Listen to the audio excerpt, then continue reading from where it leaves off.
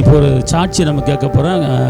கடந்த நாட்களில் நம்ம ஜெஸ்ஸி வந்து ஆராதனை பண்ணும்போது ஒரு சில பேர் வந்து சொன்னாங்க, எனக்கு ஒரு மாதிரியாக வந்துருச்சு, எனக்குள்ளே இருக்கிறதெல்லாம் வெளியேறிச்சுன்னாங்க. அதே மாதிரி அம்மாவுக்கு வந்து ஒரு காரியம் நடந்துன்னு சொன்னாங்க. இப்போ சொல்கிறத கேட்போம். கர்த்தருடைய பரிசுத்த நாமத்துக்கு ஸ்தோத்திரம். ஏசப்பா, நன்றி ஏசப்பா. இந்த சாட்சியை நீங்கள் எனக்கு கொடுத்ததுக்காக நன்றி.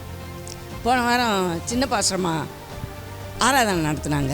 அப்போ வந்து ஆராதனை ரொம்ப ரொம்ப ரொம்ப நல்லா இருந்துச்சு, ரொம்ப வல்லமையாக இருந்துச்சு. ஸ்தோத்திரம். நான் ஒரு 5 நிமிஷம் நான் சர்ச்சுக்குள்ளே இல்லை, என்னுடைய ஆவி வந்து வெளியே போயிடுச்சு. அப்போ வந்து போய்கிட்டு இருக்கும்போது நானும் போனேன். போய் அவ்வளோ தூரம் தான் வாசல்கிட்ட போயிருக்கேன். வாசல்கிட்ட போகும்போது என்னிலேருந்து ஒரு ஆவி வந்து ஒரு கருத்த உருவம் போய் அங்கே ரோட்டில் நின்று எரிஞ்சிக்கிட்டு இருக்கிறதான் என் கண்ணால் பார்த்தேன். என்கிட்ட இருந்து ஆவி போய் எரியுது, அந்த கண்ணால் பார்த்தேன். கர்த்தருடைய பரிசுத்த நாமத்துக்கு ஸ்தோத்திரம். அதாவது ஆராதனை வேளையில் நமக்குள்ள இருக்கிற சில வேண்டாத காரியங்கள், சில பிசாசுடைய கிரியைகள், அது எல்லாமே என்ன செஞ்சிடும், வெளியேறிடும். பார்த்துக்கொள்ளுங்க.